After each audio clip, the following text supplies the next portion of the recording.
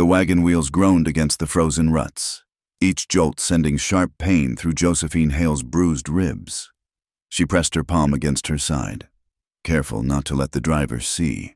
The last thing she needed was questions from a stranger, not when she'd spent her last dollar on this passage to nowhere. "Dustfall Creek ahead, miss," the driver called back, his voice rough from tobacco. "End of the line for me." Through the gathering dusk, Josephine glimpsed a cluster of weathered buildings huddled against the Montana mountainside. Smoke curled from a few chimneys, the only sign of life in what looked more like a ghost town than the fresh start her Aunt Millicent had promised in her letter. The wagon lurched to a stop near what might generously be called the town center, a general store, a saloon with its doors already spilling yellow light and raucous laughter, and a few other structures she couldn't make out in the failing light.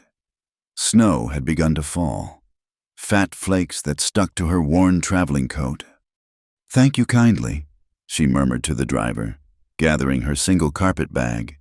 Everything she owned in the world fit inside that bag: her mother's sewing kit, 2 dresses, a nightgown, and the skills her hands had learned over 23 years of life. The driver tipped his hat and clicked his tongue at the horses, eager to be away before the storm worsened. Within moments, Josephine stood alone in the swirling snow, the creak of wagon wheels fading into memory. She pulled Aunt Millicent's letter from her pocket, squinting at the faded ink in the dim light. "Ask for Caleb Boone at the lumber camp. He's a good man, keeps to himself mostly, but he mentioned needing help with the domestic arrangements. Last cabin past the creek, where the pines start thick." Josephine had never met this aunt, knew her only through the occasional letters that had found their way to Montana. But when desperation came calling, even the thinnest thread of family seemed like a lifeline worth grasping. The general store's door stood closed, a "Gone Home" sign hanging crooked in the window. She considered the saloon, then thought better of it. A woman alone seeking directions in such a place invited the kind of attention she'd traveled 300 miles to escape. Instead, she walked toward the edge of town, following the sound of water over stones. Dustfall Creek lived up to its name, a modest stream that probably ran wild during spring melt but now moved sluggishly under growing shelves of ice. A narrow bridge crossed it, and beyond, she could make out a rough track disappearing into the pines. Her boots weren't made for this terrain. City boots. Samuel had called them with that sneer she'd grown to dread. Suitable for a shopkeeper's wife, not for a woman with ideas above her station. The memory of his voice made her quicken her pace, despite the treacherous footing. The track wound upward, and the trees pressed close. Darkness fell completely, and she stumbled more than walked, her carpet bag catching on low branches.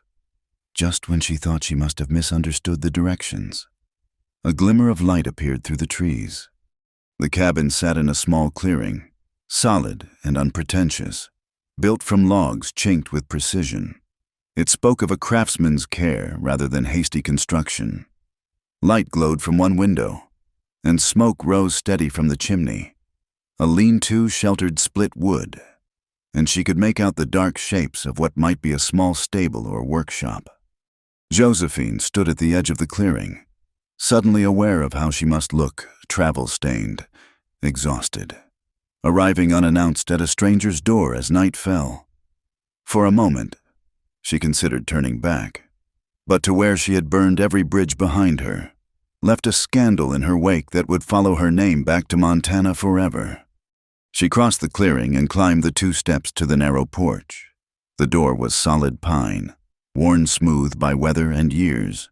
She raised her hand to knock, then hesitated. What did one say? "Good evening, I'm your new domestic help, courtesy of an aunt you've probably forgotten existed?" Before she could decide, the door opened. The man who filled the door frame stood well over 6 feet, broad-shouldered in the way of men who worked with their hands. Dark hair fell past his collar, and several days' worth of stubble shadowed a jaw that might have been carved from the same stone as the mountains. But it was his eyes that held her gray as winter sky, watchful and still. They regarded each other in silence. Josephine became acutely aware of the snow gathering on her shoulders, the chattering of her teeth she hadn't noticed until now. "I'm looking for Mr. Caleb Boone." She managed. "You found him." His voice was low, careful, like he rationed words the way some men rationed whiskey. "I'm Josephine Hale, Millicent Brewster's niece. She wrote that you might have work available." Something shifted in those gray eyes, not quite surprise, but a kind of resigned recognition. "Millicent wrote to you." "She did. Said you needed help with—" She gestured vaguely, encompassing the cabin, herself, the absurdity of the situation. "Domestic arrangements." He studied her for another long moment, taking in the carpet bag, the city coat already soaked through with snow, the way she held herself carefully, as if favoring an injury. His gaze lingered on her face, and she knew what he saw, the fading yellow-green of a bruise along her jawline that powder could no longer hide. "It's late," he said finally, "and fixing to storm worse. You'd best come in." He stepped aside, and she entered the cabin on unsteady legs. The warmth hit her like a physical thing, and she swayed slightly. A large hand steadied her elbow, just for a moment, then withdrew. The cabin's main room served multiple purposes: kitchen, dining, and living space all in one. Everything was clean but spare, functional rather than comfortable. A fire crackled in the stone hearth, and something that smelled of venison and herbs simmered in a pot hanging over it. "There's a room behind the kitchen," Caleb said, moving past her to a door she hadn't noticed. "Not much, but it's got a bed and stays warm from the stove." He opened the door to reveal a small space, barely larger than a closet, but it held a narrow bed with clean blankets, a few pegs for hanging clothes, and a small window looking out toward the woods. "This is fine," Josephine said quickly. "More than fine. I'm grateful." He nodded, that same careful assessment in his eyes. "You'll be wanting to eat. Then we can sort out the rest come morning." She wanted to protest that she wasn't hungry, but her stomach chose that moment to remind her she'd eaten nothing since yesterday's meager breakfast. "Thank you." They ate in near silence, stew ladled into wooden bowls, bread that was rough but filling. Caleb's movements around the small space were economical, practiced. A man used to solitude, she thought, watching him bank the fire for the night. "I rise early," he said, not quite looking at her. "The lumber crew expects coffee before dawn. You know your way around a kitchen." "I do." She'd kept house since she was 12, though she didn't say so. "Then we'll see how it goes." He moved toward what must be his own room. "There's water in the pitcher for washing. Privy's out back, lantern by the door." He paused at his doorway, looking back. "That trouble you're running from, is it likely to follow?" The directness of the question caught her off guard. She thought of Samuel, of his father's money and influence, of the promises that had turned to threats. "I don't know," she said honestly. "I hope not." He nodded once. "Lock the cabin door behind me when I leave in the morning. There's a rifle above the mantel if you need it." Then he was gone, his door closing with quiet finality. Josephine stood alone in the main room, listening to the wind pick up outside, rattling the windows. She'd traveled so far, but somehow hadn't traveled far enough. The bruises would fade, but the fear that might take longer. She banked the coals as she'd seen him do, checked the door's heavy bolt, and retreated to her small room. The bed was narrow, but the blankets were thick, and the heat from the kitchen stove seeped through the wall.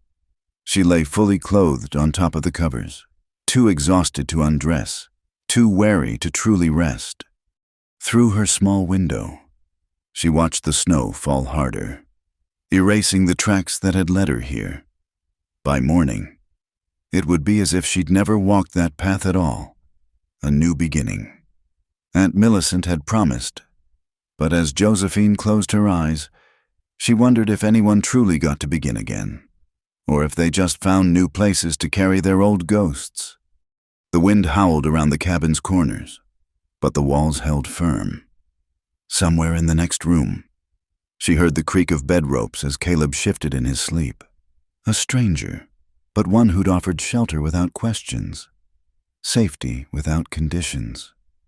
For now, that was enough. Tomorrow would bring its own challenges, proving herself useful, learning the rhythms of this isolated life, keeping her secrets while respecting his. But tonight, for the first time in months, Josephine Hale fell asleep without fearing what morning might bring. The sound of boots on floorboards pulled Josephine from sleep. For a moment, panic seized her. Where was she? Then memory flooded back the cabin. The storm. The taciturn man who'd given her shelter. Gray pre-dawn light filtered through her small window. She dressed quickly in yesterday's clothes, splashed water on her face from the pitcher, and ventured into the main room. Caleb stood by the stove, a coffee pot already heating. He'd donned a heavy coat and work boots, his movements quiet despite his size. "Morning," he said without turning. "Coffee's nearly ready." "I should be making that," Josephine said, embarrassed to have slept while he prepared his own breakfast. He glanced at her then, those gray eyes unreadable in the dim light. "Tomorrow, maybe. Today you learn the way of things." He poured 2 cups of coffee, black and strong enough to wake the dead.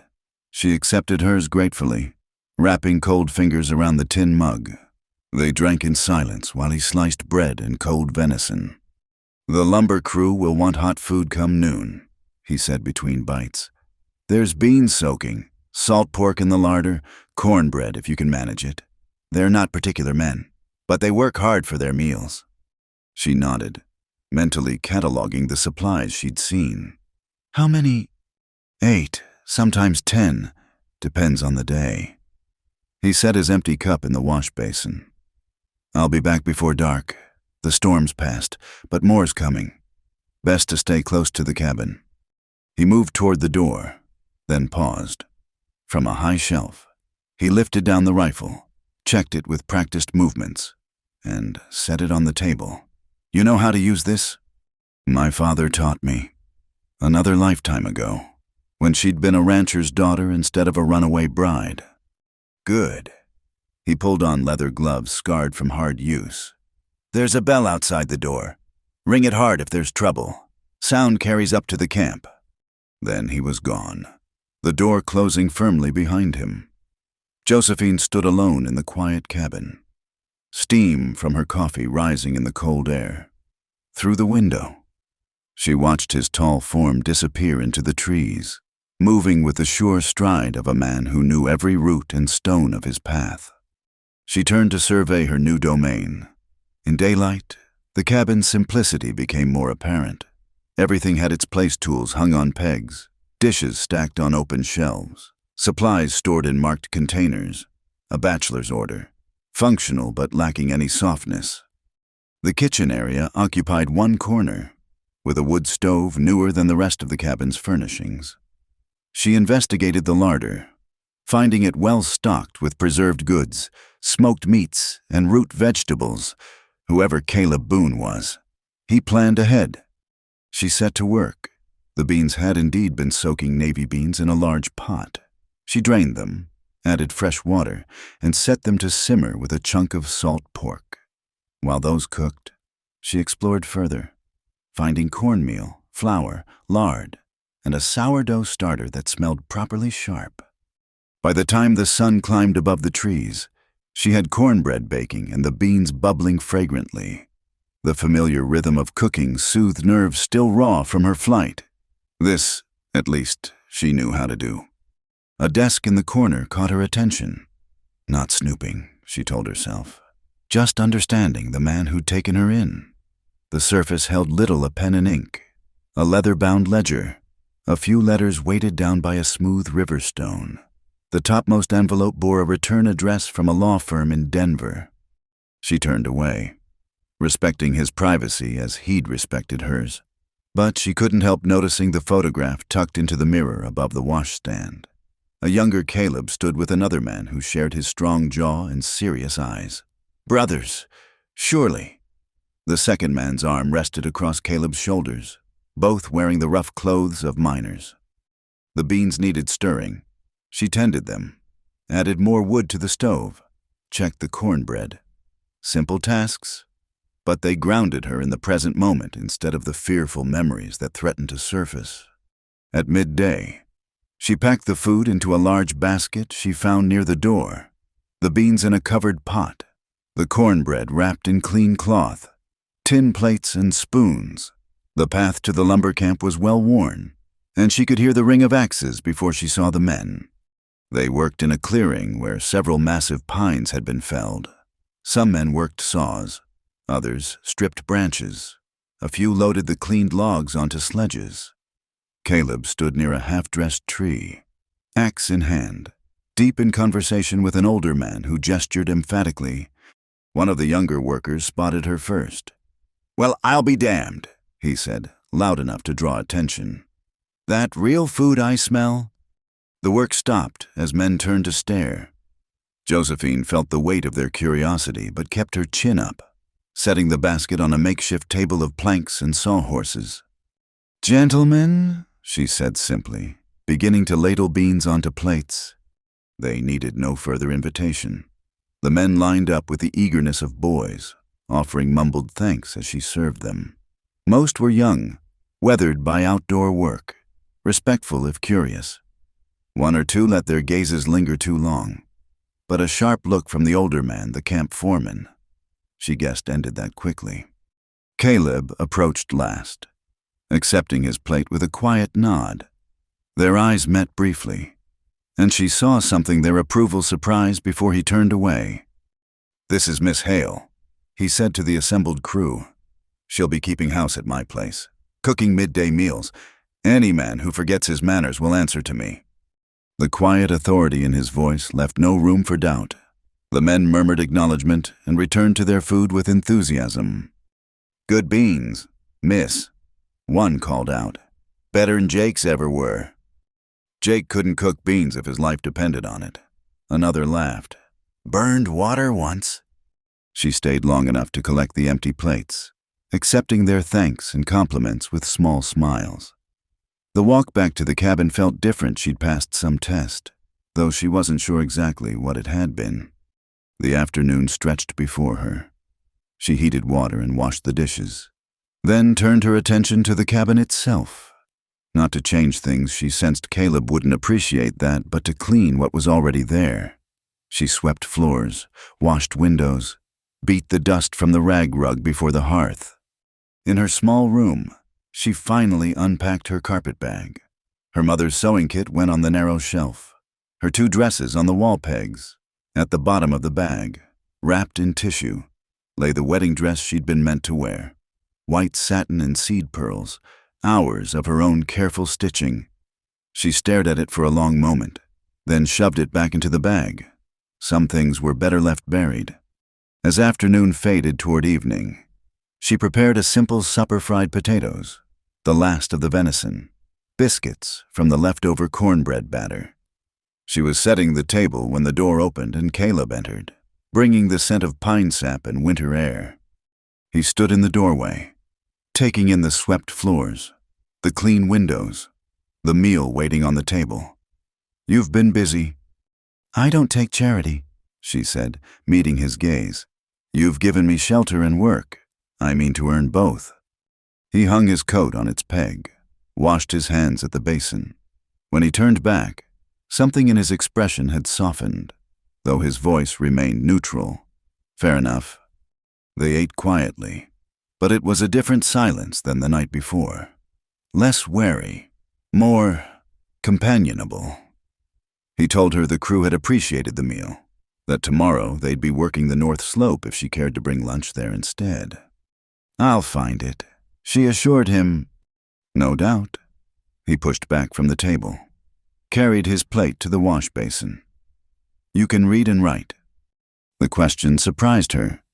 "Yes, my mother was a school teacher before she married." "Good. I keep accounts for the lumber operation. My writing's clear enough, but slow. Might be you could help with that. Evenings." She recognized the offer for what it was, a way to expand her usefulness, to make her position more secure. "I'd be glad to." He moved toward his room, then paused. That man you're running from? He, your husband? No. The word came out sharper than intended. He wanted to be. His father and mine had an arrangement. I disagreed. Caleb's jaw tightened almost imperceptibly. And your father? Chose the arrangement over his daughter. The betrayal still burned. Months later. He nodded slowly. Then you're welcome here as long as you need. No arrangements except what we've spoken: cooking, cleaning, maybe some writing. Clear. Clear, she whispered, throat tight with unexpected emotion. He disappeared into his room. Josephine cleaned up from supper, banked the fire, prepared for another night in this strange new life. Through the window, stars emerged in the clear sky, brilliant in the thin mountain air. She thought of Samuel, probably searching for her even now, of her father, counting his 30 pieces of silver, of her mother, dead these 10 years, who'd taught her to read and write and sew and stand up straight even when the world tried to bend her. Tomorrow she'd cook for rough men and keep house for a silent stranger. But tonight, she was safe. The cabin walls stood strong around her, and somewhere in the next room was a man who asked for nothing but honest work, who'd offered protection without conditions. It wasn't home, not yet, but for the first time in her life, Josephine Hale had chosen where to lay her head. That freedom, fragile as frost on glass, was worth every uncertain tomorrow stretching ahead.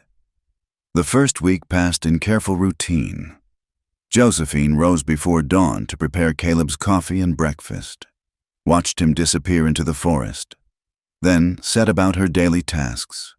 She cooked, cleaned, and mended, finding a strange peace in the simple rhythm of work. Each morning, Caleb left fresh firewood stacked by the stove, split to perfect size, edges sharp and clean. He never mentioned it, just as she never mentioned the small improvements she made: curtains washed and pressed, his work shirts mended, a tablecloth she'd hemmed from spare fabric. They existed in parallel, two people sharing space but not lives, connected only by these wordless exchanges of care. The second week brought heavier snow. The world beyond the cabin windows turned white and hushed, pine branches bowing under their frozen burden. Caleb worked shorter days, the lumber camp operating only when weather permitted. One evening, he returned early to find Josephine darning socks by lamplight. She looked up, startled by his unexpected presence. "Storm's worsening," he said, shaking snow from his coat. "Crew's going to hunker down for a few days." She nodded, returning to her needlework. The silence stretched between them, filled only by the pop of burning wood and the whisper of thread through wool. "You do fine work," he observed, watching her small, precise stitches. "My mother taught me, said a woman should be able to mend what the world tears." She bit off the thread, reaching for another sock, though she probably didn't mean it quite so literally. It was the most personal thing she'd said since arriving. Caleb moved to the stove, pouring himself coffee from the ever-present pot. "My brother Nathan used to say something similar. Fix what you can, accept what you can't, and know the difference between the two." The brother from the photograph. Josephine kept her eyes on her work, sensing the weight of memory in his words. "Wise man," she said softly. "He was." Caleb settled into the chair across from her, a rare concession to companionship. "Dead now. 3 years come spring. Cave in at the Bessie mine." Her needle stilled. "I'm sorry." "Weren't your fault." He stared into his coffee cup. "Weren't anybody's fault except the men who knew those timbers were rotten and sent miners down anyway." The bitterness in his voice explained much why he worked lumber instead of mining in country full of silver prospects, why he lived alone, why his eyes carried that particular weight. "Is that why you came here to Dustfall Creek?" He was quiet so long she thought he wouldn't answer. Then, "Couldn't stay where every street corner reminded me. Nathan loved the mountains, though. Figured I could honor that much." She understood the geography of grief, how it mapped itself onto places and faces until escape seemed the only answer. Sometimes leaving is the only way to breathe again. Their eyes met across the lamp-lit space. For a moment, the careful distance between them collapsed, and she saw her own loss reflected in his gaze. Then he stood, the moment breaking like thin ice. "I'll be in the workshop," he said. "Call when supper's ready." The workshop adjoined the stable, a space she'd glimpsed but never entered. Through the kitchen window, she could see lamplight spilling from its door, hear the rhythmic rasp of tools on wood. She prepared their meal rabbit stew, dumplings, preserved berries, but her mind lingered on that brief connection. How strange to find understanding in this taciturn stranger's eyes. The snow continued for 3 days. Caleb spent mornings in his workshop, afternoons maintaining equipment or reviewing the lumber camp's accounts. Josephine kept busy with indoor tasks, but the enforced proximity created a new awareness between them. She noticed things: how he favored his left shoulder on cold mornings, probably an old injury; how he hummed tunelessly while working, stopping if he realized she could hear; how his rare smiles transformed his face from stern to almost boyish.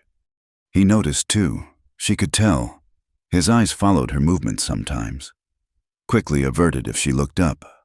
Once, passing behind her chair, he paused as if to speak, then moved on wordlessly. On the 3rd night, cabin fever drove her to bold action. "Would you teach me about the accounts?" she asked after supper. "If I'm to help with them, I should understand the system." He looked surprised but pleased. "If you'd like." They cleared the table, and he spread out ledgers and papers. His handwriting was careful but slow. As he'd said, he explained the basics: board feet calculated, wages paid, expenses tracked. "You've a good system," she said, running her finger down neat columns of figures. Nathan set it up. He had the head for business. Caleb leaned over her shoulder to point out a notation, and she caught his scent: pine sap, wood smoke, something uniquely him. "You could expand this," she suggested, trying to ignore his proximity. "Track which crews are most efficient, which timber lots yield best. It would help with planning." He considered this. "You've done such work before." Heat crept into her cheeks. "I kept books for my father's ranch, before he decided my head for numbers was less valuable than a profitable marriage." The words came out bitter. Caleb straightened, moving back to his chair. "His loss," he said simply. They worked until the lamp burned low, Josephine making notes about improvements to the system. When they finally stopped, her neck ached from bending over the ledgers, but satisfaction warmed her chest. This was real work, valuable work. "Same time tomorrow?" Caleb asked, gathering the papers. "I'd like that." The next morning dawned clear, sunlight glittering on fresh snow. Caleb headed to check on the lumber camp while Josephine attacked the pile of mending that had accumulated. She was hemming a pair of work pants when she noticed movement outside. A deer picked its way through the clearing, pausing to nose at the snow-covered garden plot. Then another appeared, and another, a small herd seeking forage. She watched, enchanted, needle forgotten in her hand. "Beautiful, aren't they?" She startled. Caleb stood in the doorway, arms full of firewood. "I didn't hear you return." "You were occupied." He set down the wood, joined her at the window. "They know it's safe here. I don't hunt this close to home." They stood side by side, watching the deer move like shadows through the white world. One young doe looked up, seeming to stare directly at them before bounding away. The others followed, white tails flashing. In town, we mostly saw rats and stray dogs. Josephine said, "This is different." "Better or worse?" She considered. "Different, cleaner, maybe wilder." Wild things survive by knowing what to trust. Caleb said quietly, "Take their time deciding, but once they do, they're loyal to it." Something in his tone made her look at him. He was watching the tree line where the deer had vanished, his profile etched against the bright window. Speaking from experience. A ghost of a smile touched his lips. Maybe so. He moved away, hanging his coat, returning to the ordinary business of the day. But something had shifted again. Some invisible line crossed. They worked through the afternoon in companionable quiet, and him repairing harness in the corner, her finishing the mending. That evening, as she served supper, her hand brushed his as she set down his plate. Neither pulled away immediately. The touch lasted only a heartbeat, but awareness sparked between them like static electricity. "Thank you," he said, voice rougher than usual. "You're welcome." They ate in silence, but it was charged now with possibility. Josephine found herself stealing glances at his hands wrapped around his coffee cup, at the way lamplight caught in his dark hair, at the careful way he moved through space as if trying not to disturb the air. After dishes were done and the fire banked, she retreated to her small room. Through the thin wall, she could hear him preparing for bed boots hitting the floor, the creak of rope springs, such intimate sounds for two people who barely spoke.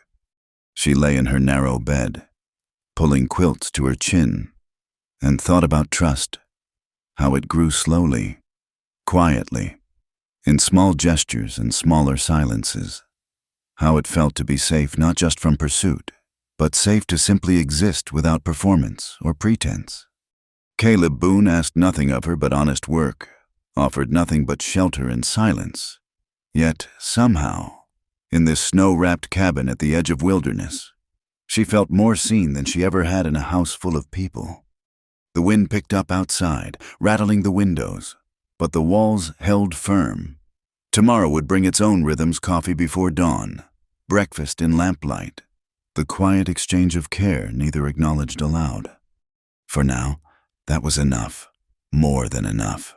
It was the beginning of something she didn't yet have words for, growing as quietly as snow accumulated on pine branches, as steadily as trust built between wild things learning what was safe to approach.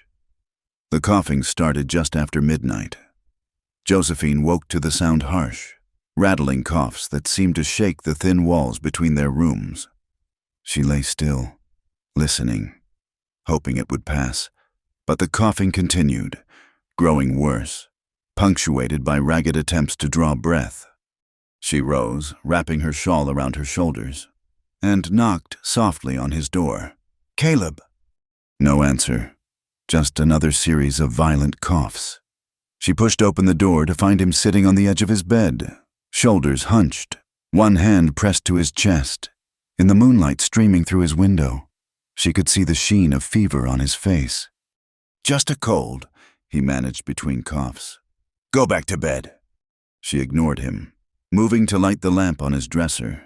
In its glow, she could see what he'd tried to hide: his shirt soaked with sweat, his face flushed with more than exertion. "How long have you been sick?" "Doesn't matter." He tried to wave her away, but the gesture turned into another coughing fit. She'd seen this before: ranch hands who worked through illness until their bodies simply gave out. Pride and stubbornness, a dangerous combination. Without asking permission, she pressed her palm to his forehead. Burning hot. "You need willow bark tea and a mustard plaster. Where do you keep medicinals?" "I said I'm fine." "And I said you need tending." She matched his stubborn tone. "Now, you can tell me where things are, or I can tear this cabin apart, looking, your choice." Something in his fevered gaze shifted surprise. Maybe at her firmness. "Kitchen shelf, blue tin," he conceded. She hurried to prepare what was needed. Her mother had taught her basic remedies, and she'd nursed her father's ranch hands through everything from broken bones to winter fever. She steeped willow bark for the fever, mixed mustard and flour for a chest plaster. When she returned, Caleb had laid back against his pillows, exhaustion overcoming pride. His breathing was labored, each inhale a clear struggle. "Drink this," she ordered, helping him sit up enough to sip the bitter tea. He grimaced, but drank. When she began unbuttoning his shirt to apply the plaster, his hand caught hers. "You don't need to." "Yes, I do." She met his eyes steadily. "You took me in without question. Let me repay that kindness." His hand dropped. She worked quickly, trying not to notice the broad planes of his chest, the old scars that spoke of a hard life. The mustard plaster went on hot, designed to draw the congestion out. He hissed at the contact but didn't pull away. "This needs to stay on for 20 minutes. Then we'll see about getting your fever down." She pulled a chair beside his bed. Settling in to wait, he watched her through half-closed eyes, something unreadable in his expression. "Why?" he asked finally. "Why what? Why help me? You could leave me to it. Take what you want from the cabin. Move on." The question hurt more than it should have. "Is that what you think of me?" "No." The word came quick, firm, despite his weakness. "That's what I don't understand. You've no cause to show kindness to a stranger." She adjusted the plaster, avoiding his gaze. "You're not a stranger anymore, and kindness isn't something that needs a cause." They sat in silence while the plaster worked.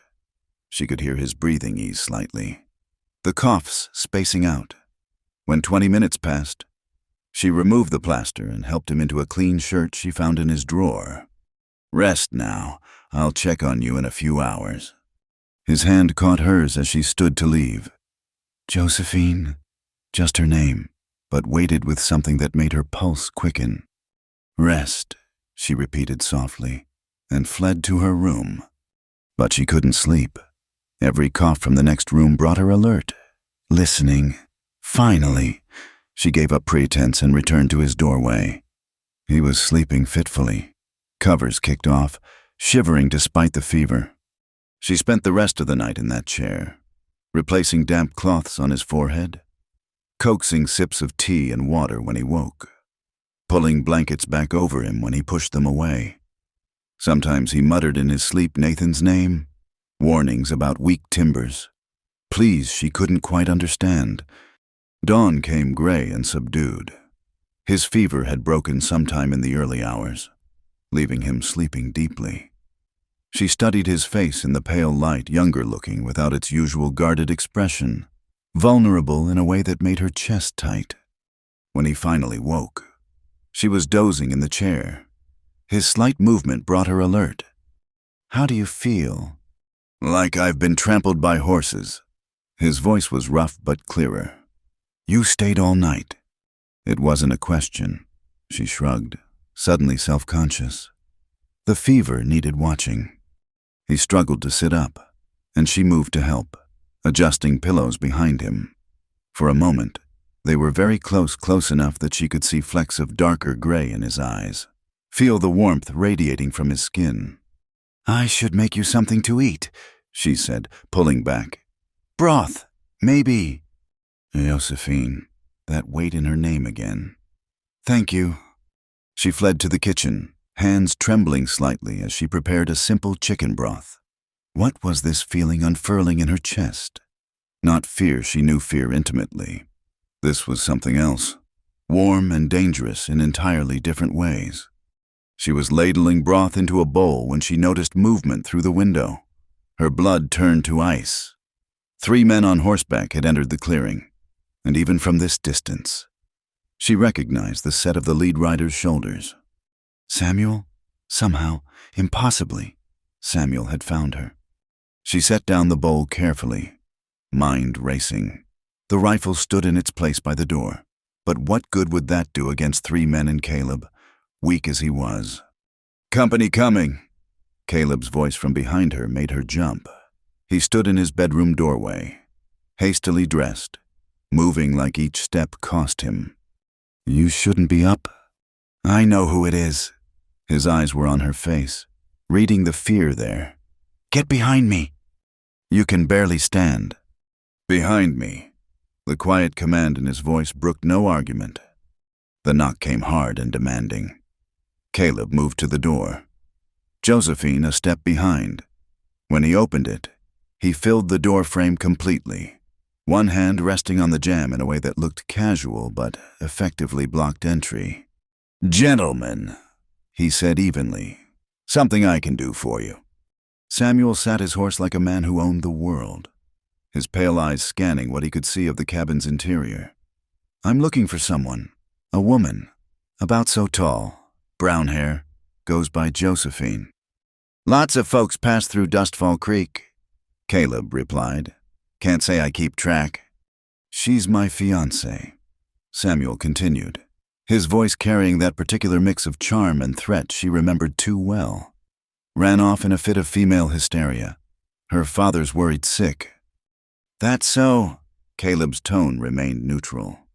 "Well, if I see any hysterical females, I'll be sure to send word." Samuel's eyes narrowed.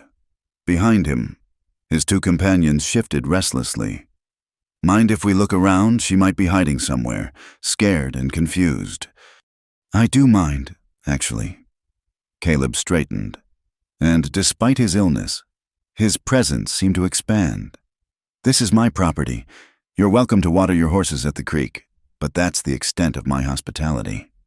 "Now see here," one of the other men started. "No, you see," Caleb's voice dropped to a register that raised the hair on Josephine's neck. "I've got a Winchester just inside this door, and I'm a fair shot even with a fever. You can turn those horses around and ride on, or we can discuss property rights in a way you won't enjoy. Your choice." The silence stretched taut.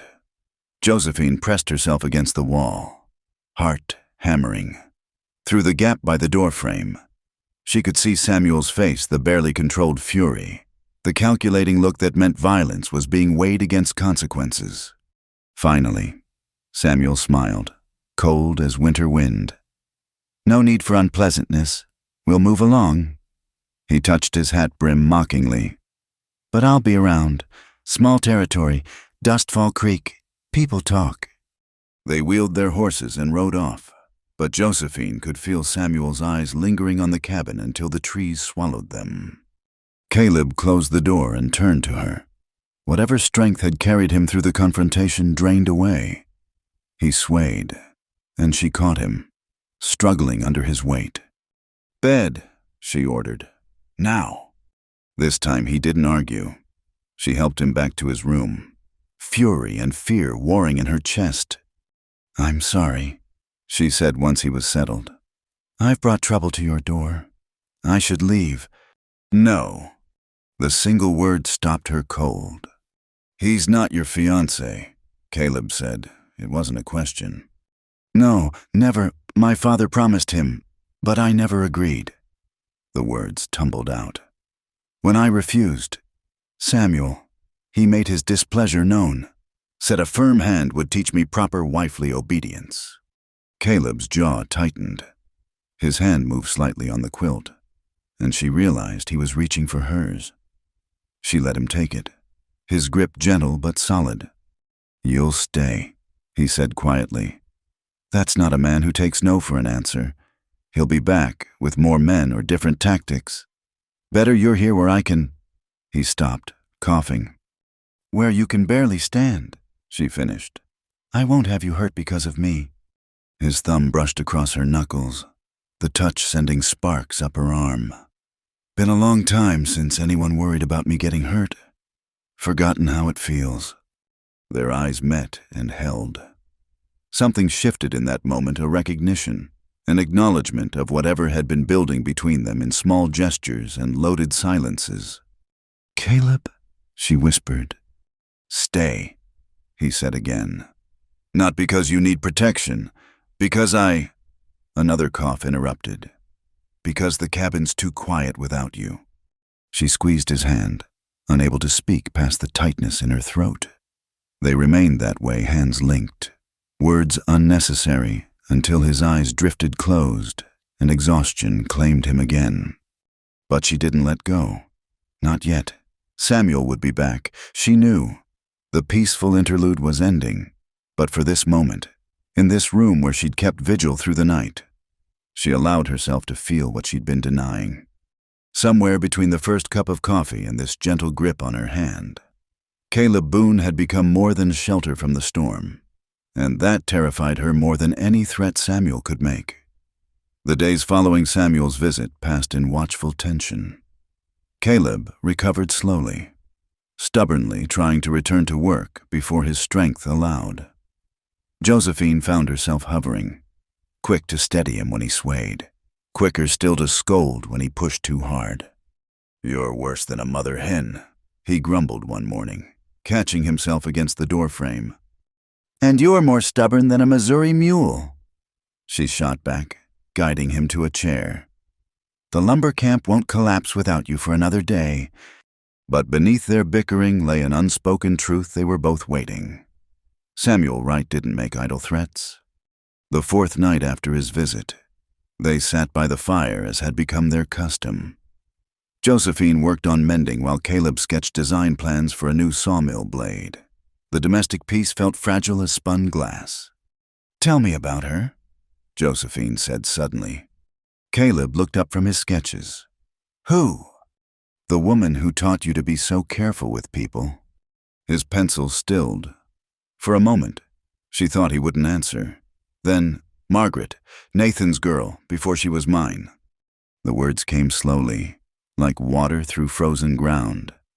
"Pretty as a picture, laughed like church bells. Nathan brought her to Sunday dinner, and I thought my heart would stop. But she only had eyes for him, and he for her." Josephine kept her eyes on her needlework, letting the story unspool in its own time. They were engaged when the mind took him. She grieved. We both did, differently but deep. Started keeping each other company, sharing memories. Somewhere in that shared sorrow, we found something else. "You loved her." "I did. Thought I was honoring Nathan's memory, taking care of his girl. She thought she was too broken to start fresh with someone new. We were both wrong." The fire popped, sending sparks up the chimney. Outside, wind rattled the windows. "She left the day we'd planned to marry. Note said she couldn't build happiness on a foundation of grief. Couldn't look at me without seeing Nathan's shadow." His voice held no bitterness, only weary acceptance. She was right. Love born from loss carries its own poison. Josephine's needle slipped, pricking her finger. A bead of blood welled up, and she pressed it to her lips. "Is that why you live alone, fear of shadows?" "Partly." He set aside his sketches, leaning back in his chair.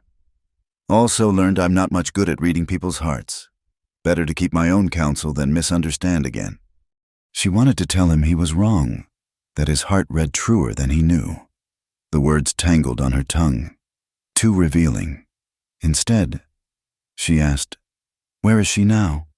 "Married a shopkeeper in Denver. 3 children last I heard. Happy, I hope." They lapsed into silence, but it felt different now, charged with the weight of shared confidences.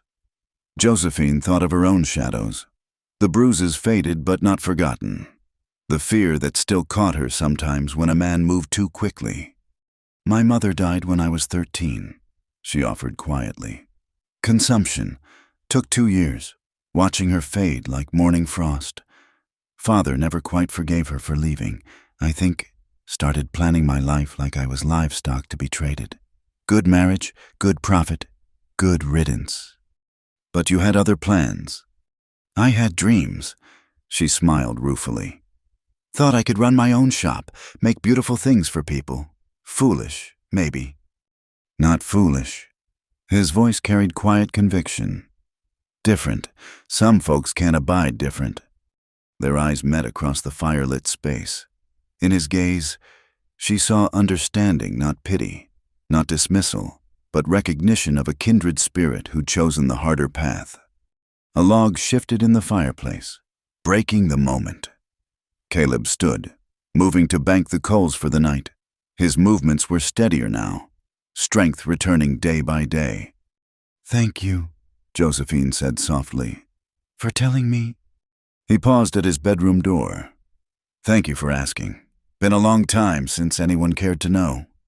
The next morning brought fresh snow and an unexpected visitor.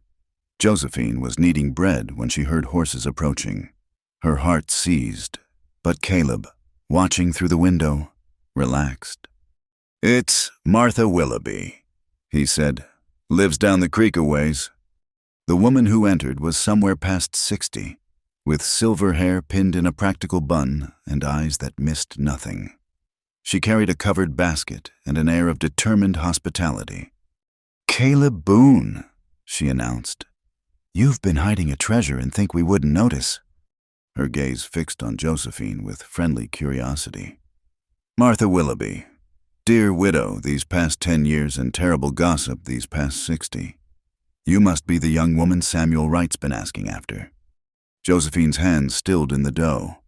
Caleb stepped forward, but Martha waved him off. "Don't look like that. I sent him packing with a flea in his ear. Told him I don't keep track of every soul that passes through. But a woman knows another woman in trouble, and that man has trouble written in every line of his body." She set her basket on the table, unpacking jars of preserves and a fruit cake. "Figured you could use some proper provisions. Bachelor cooking's all well and good, but a woman needs better fare." As she talked, Martha's sharp eyes catalogued everything Josephine's healing bruises, barely visible now. The way Caleb positioned himself protectively nearby, the small touches that showed a woman's hand in the cabin's keeping. "You'll come to the spring dance," Martha declared, making it sound less like an invitation and more like a commandment. "First Saturday in March, the whole town gathers. Good chance for folks to meet proper like." "I don't think," Josephine began. "Nonsense. You can't hide up here forever. And Samuel Wright doesn't own this town, whatever he might think." Martha's expression softened. "Besides, I have a trunk of my daughter's things.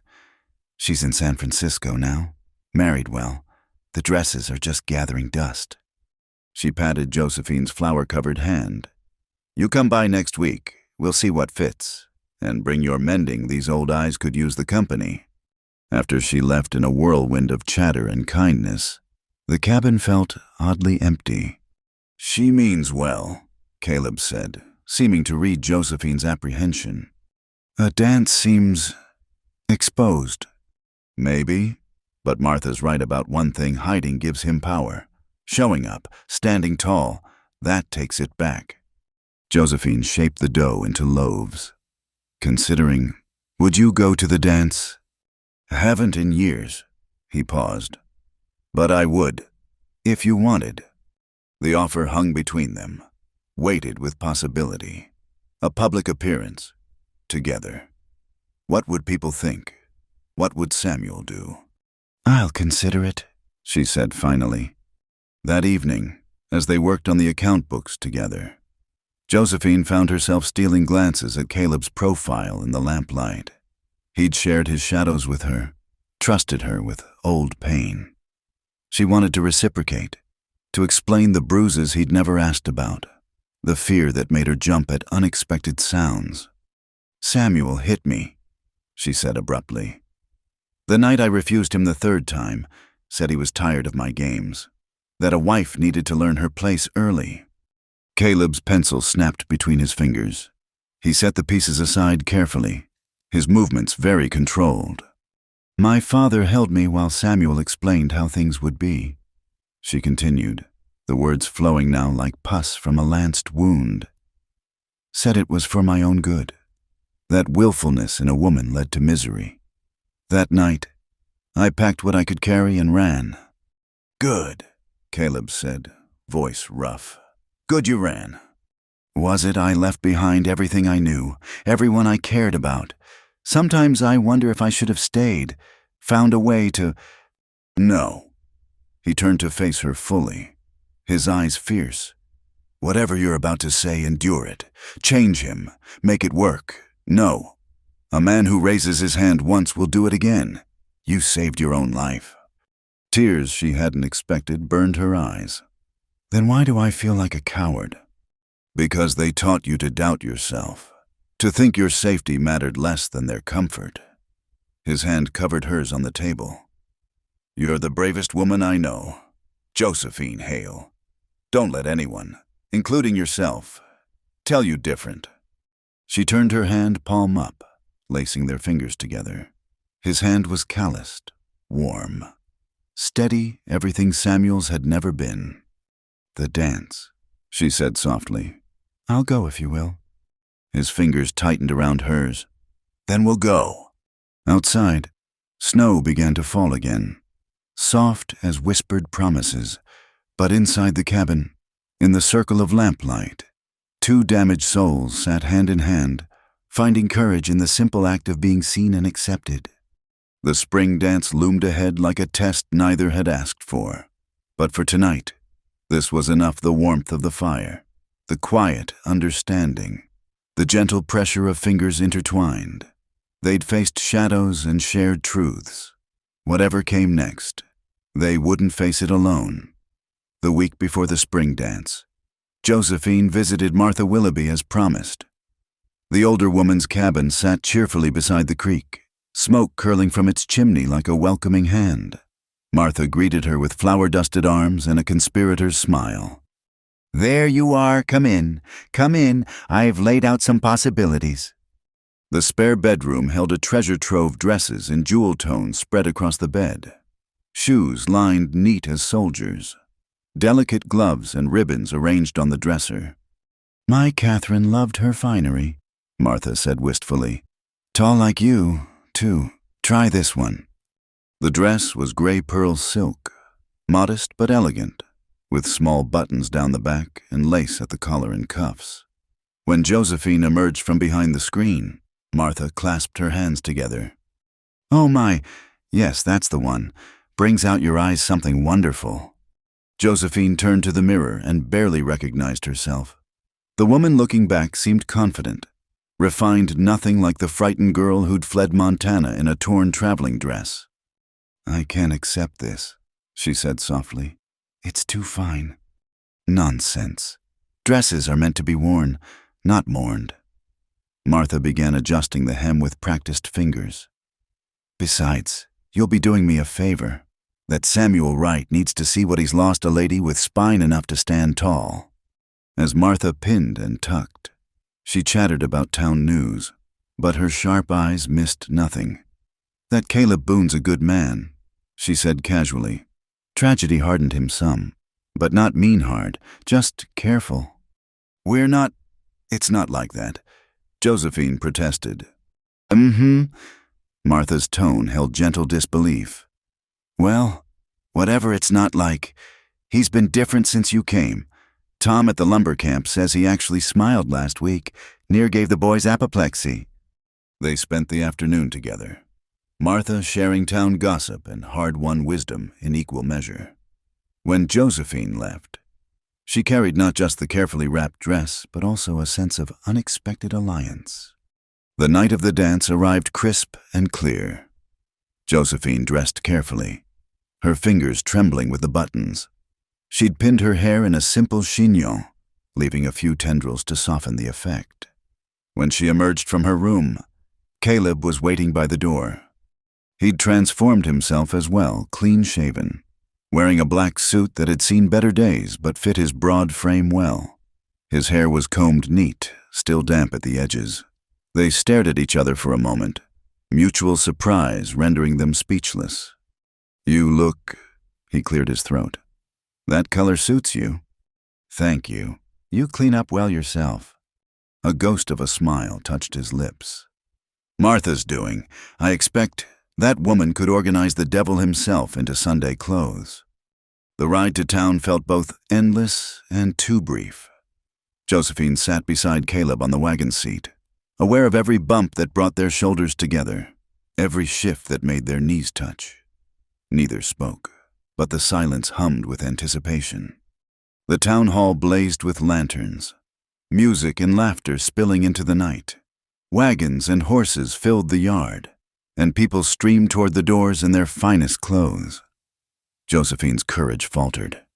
"We don't have to go in," Caleb said quietly. "Say the word, and we'll turn around." She thought of Samuel's sneer, her father's dismissal, every voice that had told her to be small and silent. "No, we're here. I won't hide." He helped her down from the wagon, and she kept her hand in his perhaps longer than necessary. Together, they climbed the steps and entered the hall. The dance was already in full swing. Couples whirled across the floor while others clustered around tables laden with food. Children darted between adults' legs, and old men gathered near the stove, passing a flask and stories. Their entrance caused a ripple of attention.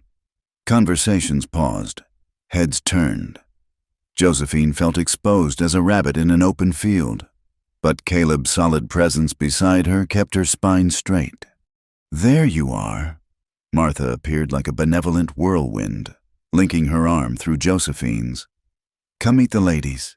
Caleb, Tom's looking for you, something about next week's cutting plans." Before Josephine could protest, she was swept into a circle of women who examined her with frank curiosity tempered by Martha's protective hovering. The questions came fast. Where was she from? How did she know Martha? Wasn't the weather fine for March? She answered as best she could, grateful when the conversation turned to safer topics like preserving techniques and quilting patterns. Slowly, her tension eased. These women were curious but not unkind, and Martha's obvious approval served as a passport to acceptance. Across the room, she caught glimpses of Caleb surrounded by his lumber crew, looking uncomfortable but resolute. Their eyes met once, and he raised his cup slightly, a silent check on her welfare. She nodded, warmed by his concern. Then the crowd shifted, and her blood turned to ice. Samuel Wright stood near the door, his pale eyes scanning the room with predatory patience. He hadn't seen her yet, but it was only a matter of time. "Don't give him the satisfaction of running," Martha murmured beside her. "You belong here as much as anyone." The fiddle struck up a new tune, and couples began forming for a reel. Josephine tried to fade back, but suddenly Caleb was there, hand extended. "Dance with me?" She wanted to refuse. She barely remembered the steps, and Samuel was watching now. His gaze locked on them with calculating coldness, but Caleb's eyes held steady encouragement, and she placed her hand in his. "I'm not very good," she whispered as he led her onto the floor. "Neither am I. We'll manage." The dance was a simple country reel, more enthusiasm than elegance. Caleb's hands were sure but gentle, guiding her through the patterns. When she stumbled, he steadied her with a touch at her waist. When the dance called for partners to swing, he lifted her clean off her feet, surprising a laugh from her throat. Around them, other couples whirled and stamped, the floor vibrating with collective joy. For a moment, Josephine forgot about Samuel, about fear, about everything except the music and the man whose eyes never left her face. When the reel ended, she was breathless and giddy. Caleb led her to the refreshment table, fetching her a cup of cider. His own face showed more animation than she'd ever seen, years falling away in the dance's aftermath. "Thank you," she said softly. "I'd forgotten how that felt." "What?" "Joy." The word slipped out before she could stop it. Something shifted in his expression, a deepening that made her pulse quicken. He opened his mouth to speak, but a cold voice cut through the moment. "Miss Hale, fancy finding you here." Samuel stood too close, his companions flanking him like wolves. The hall's cheerful noise seemed to fade, leaving only the sound of her heartbeat. "Mr. Wright," she managed, proud when her voice didn't shake. "That's quite a dress. Your father's money, I assume, or have you found a new sponsor?" His eyes flicked to Caleb, dismissive and insulting. Caleb stepped forward, but Josephine caught his arm. This was her battle. "I work for my keep. Mr. Wright. Honest work for honest wages. I know the concept might be foreign to you." Color rose in Samuel's pale cheeks. "Work playing house with this backwoods nobody, your father." "My father sold me for profit," she said clearly, pitching her voice to Carrie. "Like livestock at auction. I chose differently." The nearby conversations had stopped, a circle of attention forming around them. Samuel's controlled mask slipped, revealing the ugliness beneath. "You little..." He reached for her arm. Caleb's hand clamped on Samuel's wrist, stopping him cold.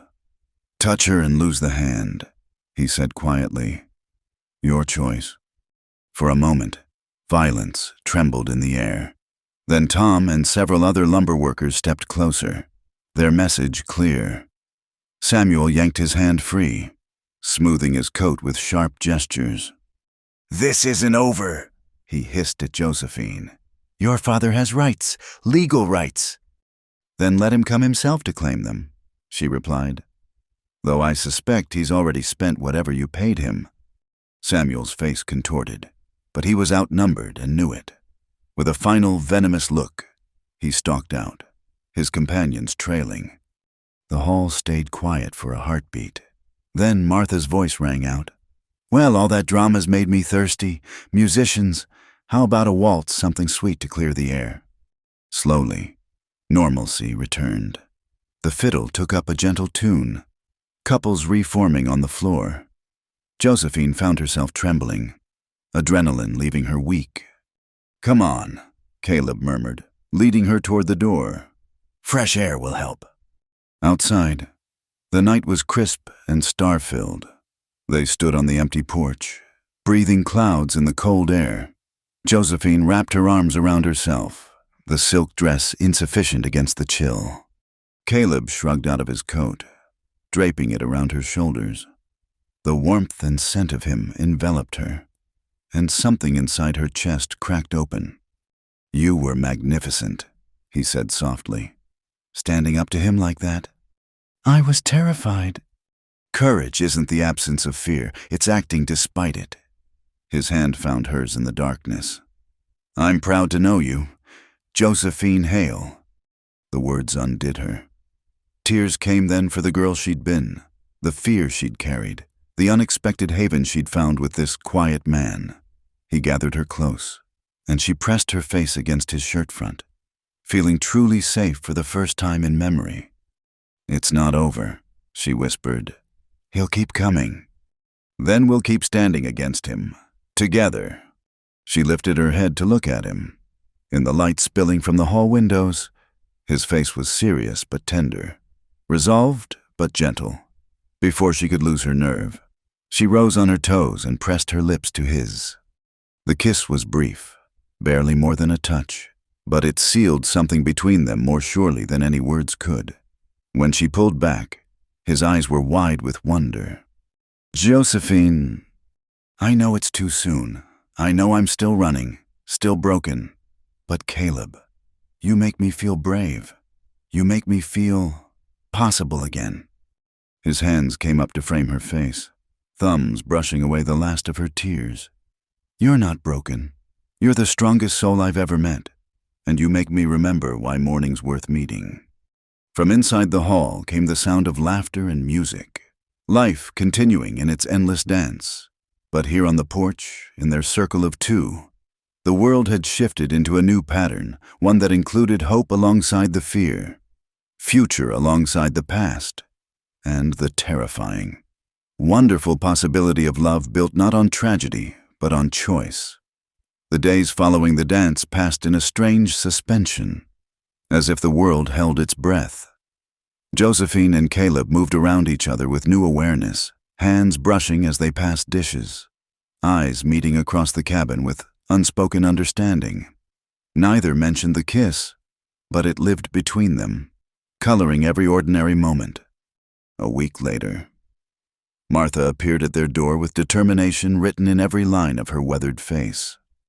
"That's enough tiptoeing around each other like scared cats," she announced, bustling past Caleb.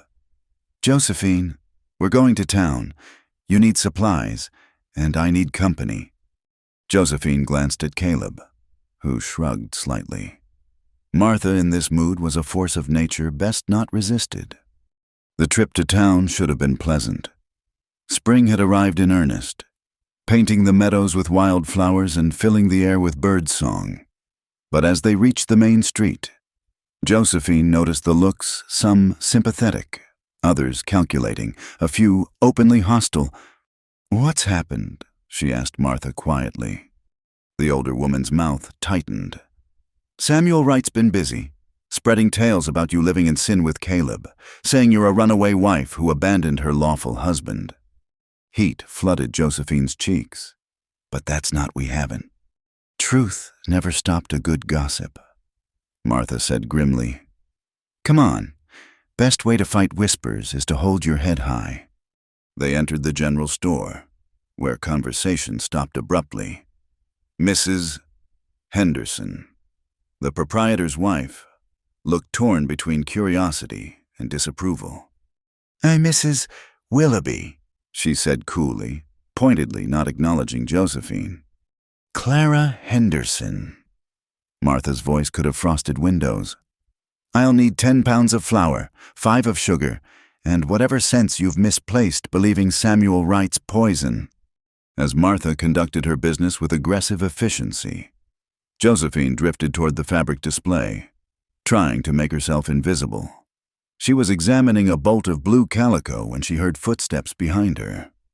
Pretty fabric for a pretty lady. She turned to find a man she didn't recognize, young, well-dressed, with the soft look of someone who'd never worked with his hands. I don't believe we've met, she said carefully. Robert Pearson, at your service, he smiled, but it didn't reach his eyes. I'm Mr. Wright's business associate. He speaks of you often. Her skin crawled. How nice for him. He's concerned about you, Miss Hale, a young woman alone, at the mercy of rough men. He wants to help. I neither need nor want his help. Pearson stepped closer, lowering his voice. You should reconsider. Mr. Wright is prepared to forgive your indiscretions. He'll even overlook your current living situation. Very generous, considering. Considering what? Considering he could simply inform the authorities about the theft. Josephine's blood chilled. What theft? The dress you wore when you left. The jewelry your father gave you. Property that belongs to your betrothed, legally speaking. His smile sharpened. Of course, if you return voluntarily, no charges need be filed. That's a lie. Her voice shook with fury. I took nothing but what was mine. Can you prove that does your protector have the resources for lawyers' legal battles can be so draining, especially for a man trying to run a business? The threat was clear: submit or watch Caleb dragged into a costly, reputation-destroying fight. Before she could respond, Martha appeared at her elbow. Mr. Pearson, Martha said pleasantly.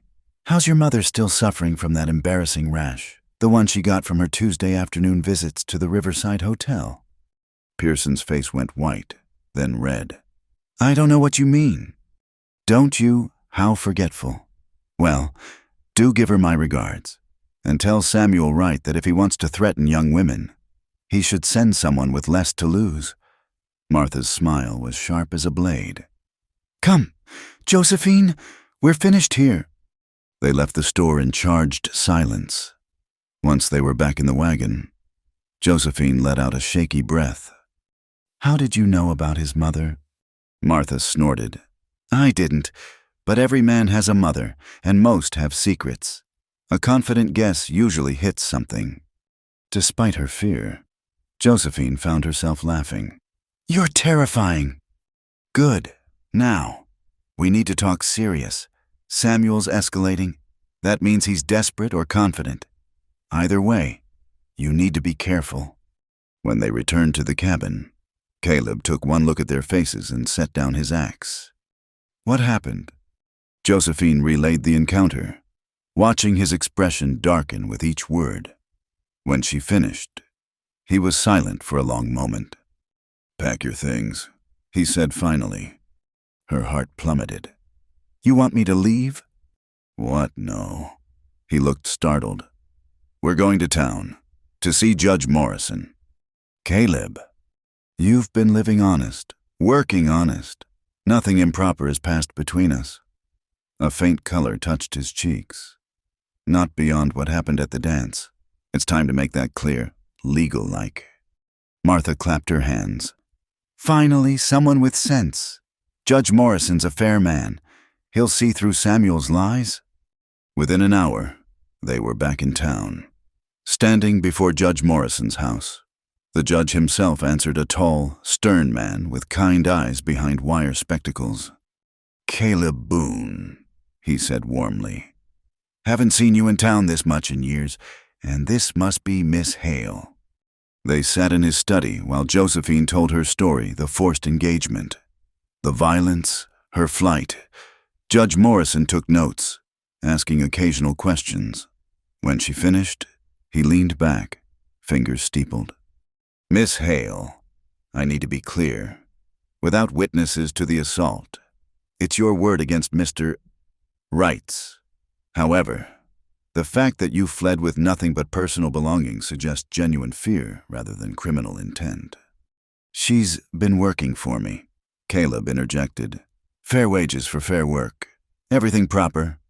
The judge's eyes glinted with something like amusement. "I'm sure it has been. However, to protect you both from slander, might I suggest a solution?" He pulled out a ledger. "I can draw up formal employment papers, backdated to Miss Hale's arrival. Wages, duties, everything official. That should deflate any talk of improper arrangements." "And the theft accusations?" Josephine asked. "Harder to prove than Mr. Wright thinks.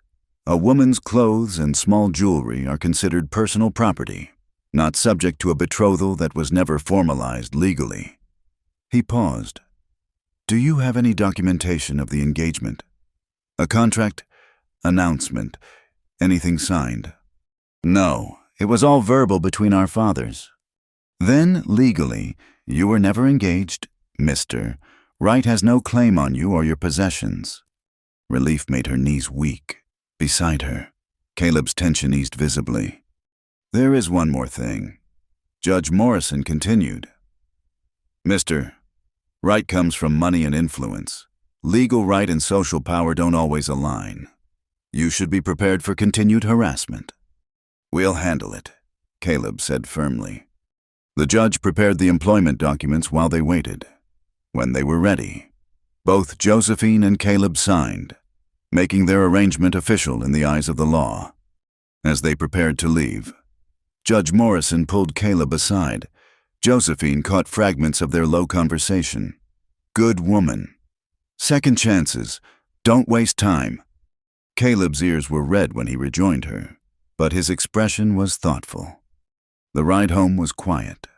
Martha had stayed in town, promising to spread the truth to combat Samuel's lies. As the cabin came into view, Josephine felt something shift inside her chest. When had this simple dwelling become home? "Thank you," she said as Caleb helped her from the wagon. "For today, for everything." "No need for thanks, just protecting what matters." The words hung between them, weighted with meaning. In the late afternoon light, his eyes were more silver than gray, warm despite their usual careful distance. "Caleb," she began, not sure what she wanted to say. But he stepped closer, one hand rising to cup her cheek. "That man at the store, he threatened you. Used me to do it. I won't let that happen again." "It's not your fight." "Yes, it is." His thumb traced her cheekbone, leaving fire in its wake. "Has been since the night you knocked on my door, maybe before that, if I'm honest." Her breath caught. "What are you saying?" "I'm saying Samuel Wright better understand something. You're under my protection now, not as employer and worker, not as convenience." He leaned closer, his forehead nearly touching hers. "But because I can't imagine this cabin without you in it, can't imagine going back to the silence." Tears pricked her eyes. "I'm still broken, still healing." "So am I. Maybe we heal better together." This time, when their lips met, it was different from the desperate kiss at the dance. This was deliberate, a promise made in full daylight with clear minds and open hearts. His arms came around her, and she melted into his strength, feeling pieces of herself click into place. When they finally parted, both breathing unsteadily, the world looked different, brighter, more possible. "Stay," he whispered. "Not because you need shelter, not because of Samuel Wright. Stay because this is where you belong." "Yes," she whispered back. "Yes." As they entered the cabin together, Josephine felt the last of her old life fall away. Whatever came next, Samuel's threats, town gossip, uncertain futures, they would face it together, not as employer and worker, not as convenient arrangement, but as two souls who had found in each other the home they'd never thought to have. The sun set behind the mountains, painting the sky in shades of hope, and in the little cabin by Dustfall Creek, two wounded hearts began the slow, sweet work of learning to trust in happiness again. The peace lasted exactly 3 days. Josephine was hanging laundry in the early morning sun when she heard horses approaching multiple riders, moving fast, her hands stilled on the wet sheet, dread pooling in her stomach. Caleb emerged from the workshop, a heavy hammer still in his hand. His expression was calm, but she saw the tension in his shoulders as 4 men rode into the clearing. Samuel led them, his pale eyes triumphant. "Morning, Boone," Samuel called cheerfully. "Beautiful day, isn't it?" "State your business, right." "Oh, I have business. Legal business." Samuel produced a folded paper from his coat. "Sheriff's warrant. Seems some valuable items have gone missing from the Hale Ranch. Terrible thing. Theft." Josephine's heart hammered as one of the men dismounted Sheriff Clayton, his weathered face apologetic but resigned. "Miss Hale," the sheriff said, "I need to search your belongings. Mr. Wright here filed a formal complaint about stolen jewelry and cash." "This is ridiculous." Caleb stepped forward. "You know Wright's playing games." "Maybe so," Clayton admitted quietly. "But he filed proper papers. I've got to follow through." He looked genuinely unhappy. "I'm sorry, miss. If you'll just show me your things, we can clear this up quick." Josephine lifted her chin. "Of course. Sheriff, I have nothing to hide." She led him inside, acutely aware of Samuel following, his presence poisoning her sanctuary. In her small room, she pulled out her carpet bag, laying out her meager possessions, 2 dresses, undergarments, her mother's sewing kit. "The jewelry," Samuel said smoothly. "Check the sewing kit. She's clever enough to hide stolen goods." Clayton opened the small wooden box reluctantly. Inside were needles, thread, buttons, and at the bottom, wrapped in fabric, a small silver locket. "That was my mother's," Josephine said quickly. "She died when I was 13. "Interesting." Samuel's smile was sharp. "Because I distinctly remember giving you a silver locket last Christmas. Expensive piece. French-made." "You're lying." But even as she spoke, she saw the trap. Her locket was plain, unadorned. Who could prove it wasn't the one Samuel claimed? "Check inside," Samuel suggested. "My gift had an inscription." With trembling fingers, Josephine opened the locket. Inside was a faded photograph of her mother. Nothing more, but Samuel leaned forward, pointing. "There, those scratches could be where an inscription was removed." "Those aren't scratches," she protested. "The photograph is old." "We'll let a judge decide." Samuel interrupted. "Sheriff, I believe you have enough evidence." Clayton looked miserable. "Miss Hale, I'm going to have to ask you to come with me. Just for questioning, you understand?" "No." Caleb's voice was iron. "She's not going anywhere." "Now, Caleb," the sheriff began. "I said no." Caleb moved to stand beside Josephine. "You want to take her. You go through me." Samuel's eyes gleamed. "Threatening a lawman. Boone. That's serious. Maybe you're in on it. Maybe you've been hiding stolen goods for your employee." The word dripped with insinuation. One of Samuel's men snickered. "That's enough." A new voice cut through the tension. Martha Willoughby stood in the doorway, and she wasn't alone. Judge Morrison was with her, along with Tom from the lumber camp and several other townspeople. "Judge." Sheriff Clayton looked relieved. "What brings you here?" "Mrs. Willoughby thought there might be trouble. Morrison said dryly. Seems she was right. May I see this supposed evidence? He examined the locket carefully while Martha moved to stand beside Josephine, offering silent support. Mr. Right, the judge said finally. Can you describe the locket you allegedly gave Miss Hale in detail? Samuel's confidence flickered. It was silver, expensive, French-made, as I said. I see. And the inscription, something romantic. I don't recall exactly. You don't recall? Morrison's eyebrows rose.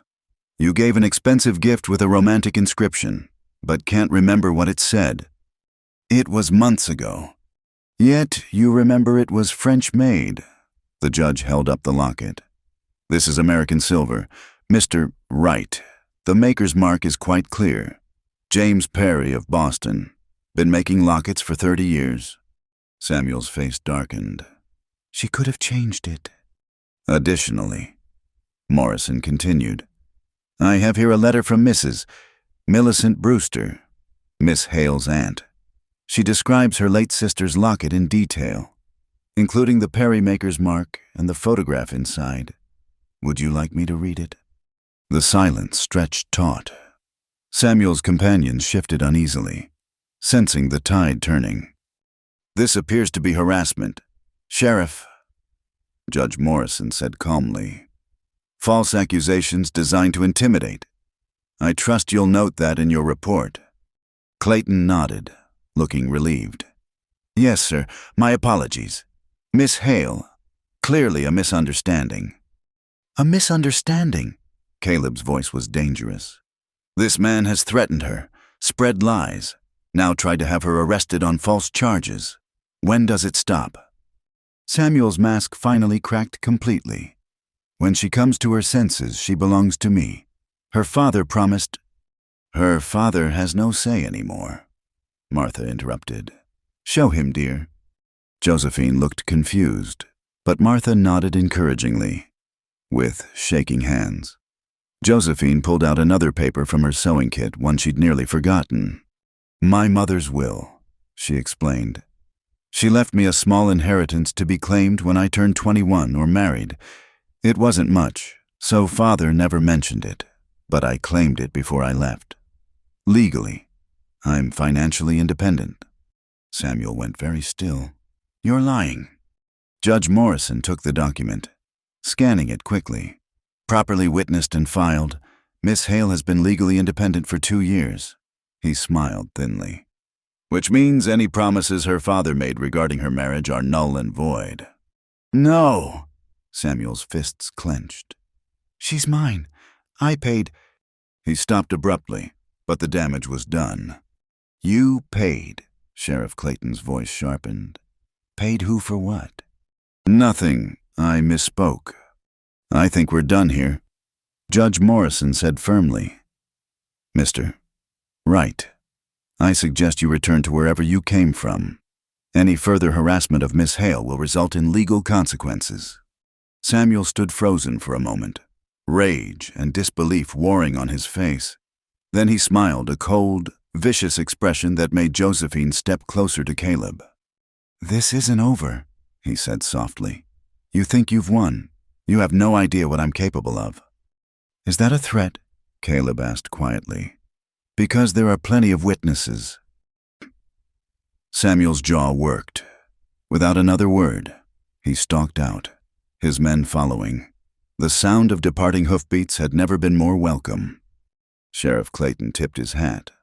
My apologies again. Miss, I'll make sure he doesn't bother you further. After the sheriff and judge left, the cabin felt too quiet. Josephine sank into a chair, trembling, hitting her in waves. How did you know? She asked Martha. How did you know to bring the judge? Martha smiled. I've lived a long time, child. I know when a snake's about to strike. Besides, Tom here overheard Wright's men talking at the saloon last night. Tom nodded, his usually jovial face serious. Bragging about teaching the runaway a lesson made my blood boil. We take care of our own, another lumber worker added. You're one of us now, Miss Hale. The simple declaration broke something loose in Josephine's chest. Tears came, then relief, gratitude, and something deeper. These people, this community, had claimed her. After everyone left, Caleb found her on the porch, watching the sun sink behind the mountains. "You all right?" She considered the question.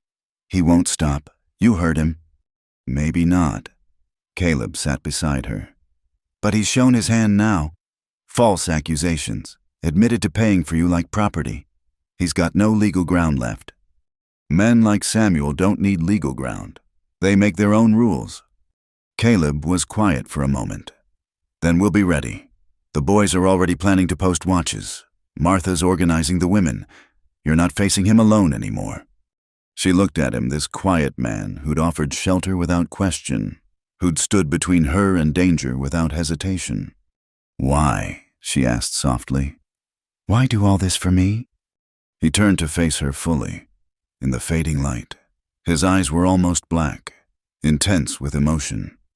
"You know why," he said roughly. "Same reason my heart stops when I hear riders approaching. Same reason I can't sleep for thinking about you in the next room. Same reason I'd face down a dozen Samuel Wrights if it meant keeping you safe." "Caleb." "I love you, Josephine." The words emerged raw, unvarnished. "Maybe it's too soon to say. Maybe I've no right. But watching that man try to take you today, I can't keep it locked up anymore." She reached for him, framing his face with her hands. "It's not too soon. Not when I've been falling in love with you since the night you gave me shelter. Since you left firewood without being asked. Since you trusted me with your grief about Nathan." He kissed her then, fierce and tender at once. When they broke apart, both were breathless. "We'll face whatever comes," he promised. "Together." "Together," she agreed. As darkness settled over Dustfall Creek, they sat entwined on the porch, drawing strength from each other.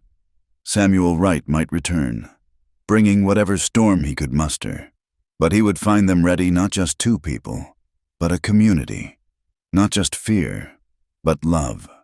And love, Josephine was learning, was the fiercest protection of all.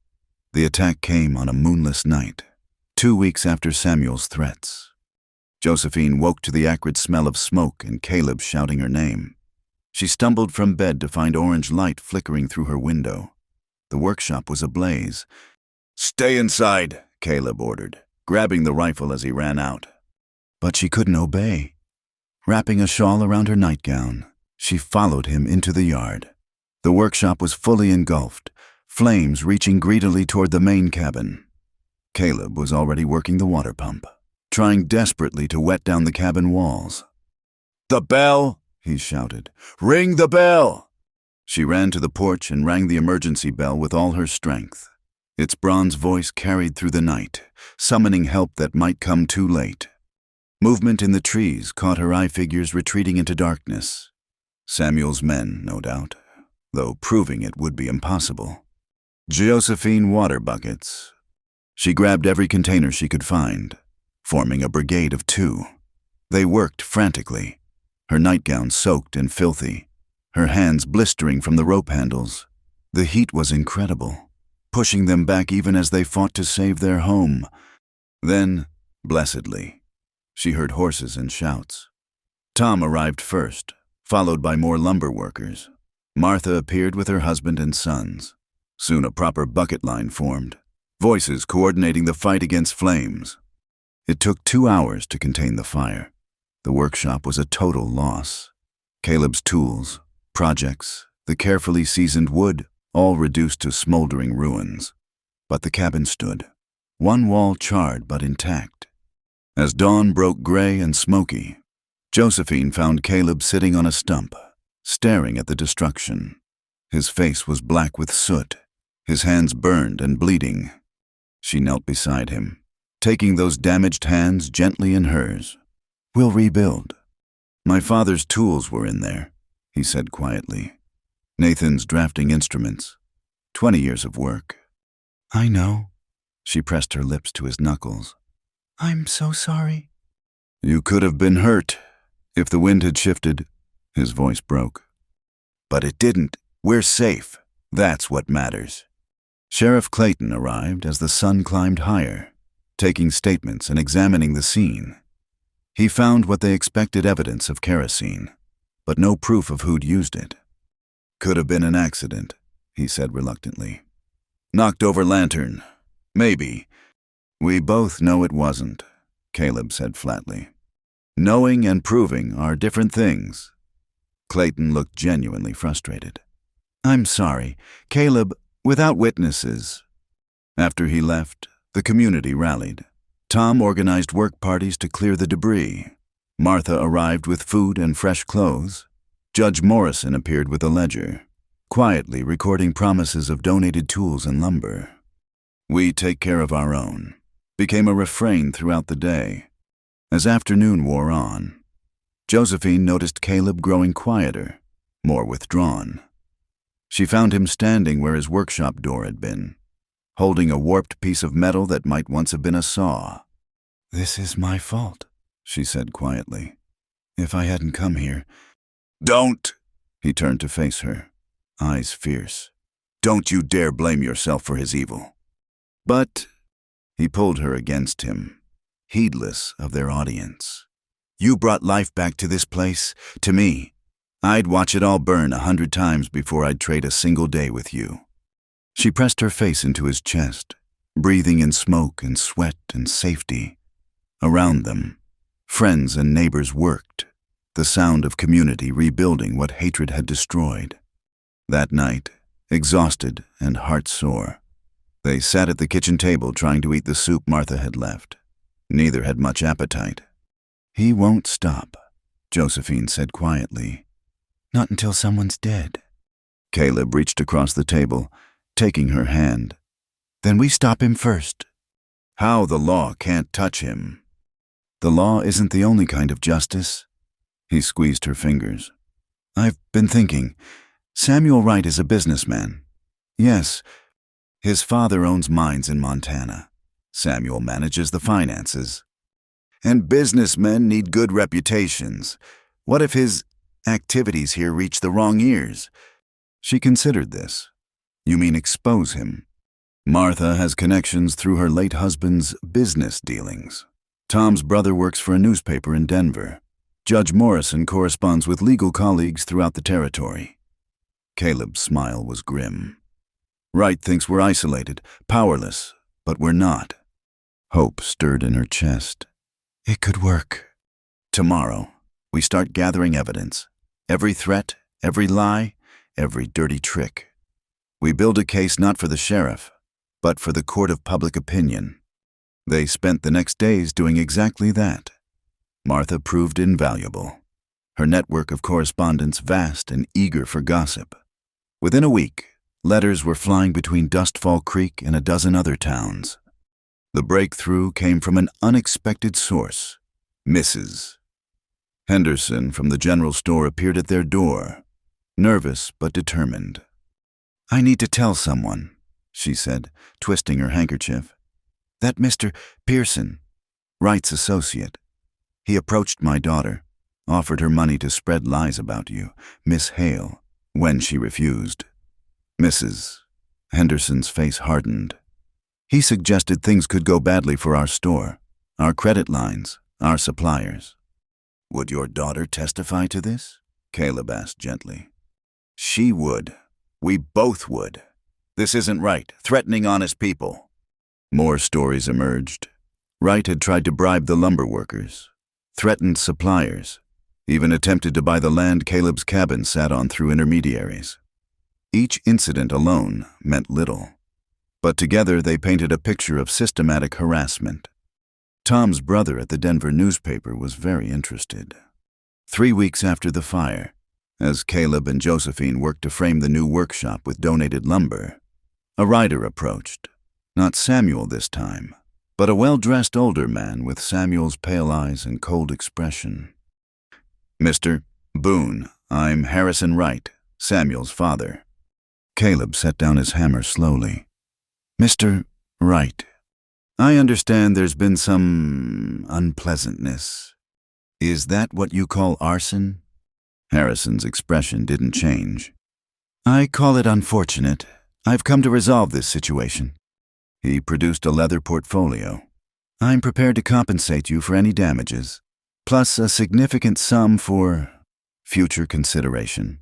All I ask is that certain letters stop being written, certain stories stop being told. You want to buy our silence, Josephine said flatly. I want to buy peace. Harrison's gaze was calculating. My son can be impetuous, but he's still my son. This scandal helps no one. Your son terrorized this woman, Caleb said quietly. Tried to destroy our home, threatened our community. Alleged, all alleged. Harrison smiled thinly. But I'm a practical man. Name your price. Caleb looked at Josephine. She saw the same thought in his eyes. They could take the money, rebuild properly, have security, but no, she said firmly. Your money can't buy back my peace of mind, can't erase the fear.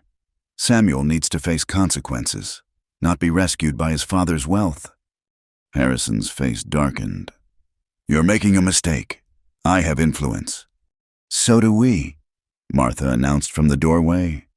She'd approached unnoticed, Judge Morrison beside her. Did you know your son signed his name to false legal documents? That's a federal offense.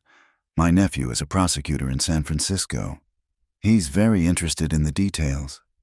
Additionally, Judge Morrison added pleasantly, attempting to bribe witnesses is also illegal. I trust you weren't doing that just now. Harrison Wright looked between them, calculating odds. Finally, he closed his portfolio. What do you want?